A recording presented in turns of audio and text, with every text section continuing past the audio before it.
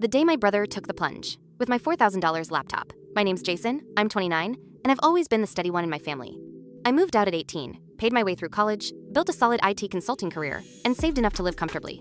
My younger brother, Dylan, is the total opposite 26, still living at home, burning through jobs, and somehow always flashing the latest gadgets and sneakers.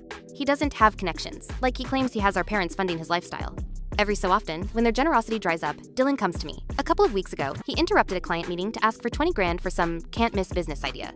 The last one ended with him selling sunglasses from his car. I told him no, and within hours, my mom called to guilt-trip me about helping family. The next day, I stopped by my parents to grab some documents and my work laptop I'd left charging. That laptop was my livelihood. Custom hardware, client files, years of work. Dylan cornered me in the guest room, asked again for the money, and when I refused, he picked up my laptop and tossed it straight into the pool. Oh my God, how dare he? I was completely stunned. Then he smirked and claimed it was an accident. My parents even brushed it off with, "It's only a laptop." I stayed calm, but that night, I started locking him out of all the streaming accounts he used on my dime. He called me petty. Mom called me selfish. It was clear to them, Dylan could do no wrong.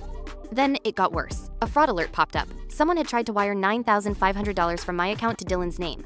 Soon after, I got a credit card notice adding him as an authorized user without my permission. My parents still defended him. That's when something in me snapped.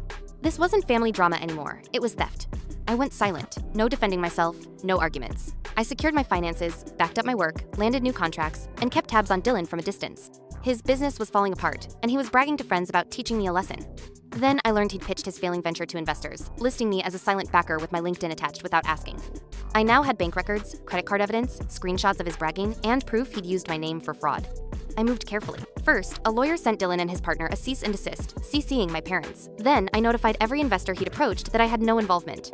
Finally, I sent my parents a PDF with all the evidence. That cracked the golden boy image. My dad confronted him, my parents kicked him out, the family network turned cold, friends ghosted him, and Dylan was left broke and unemployed. The last time I saw him, he looked smaller, defeated. I didn't gloat, I just felt the steady satisfaction of justice done. My parents have stopped lecturing me about helping family, and my business is thriving.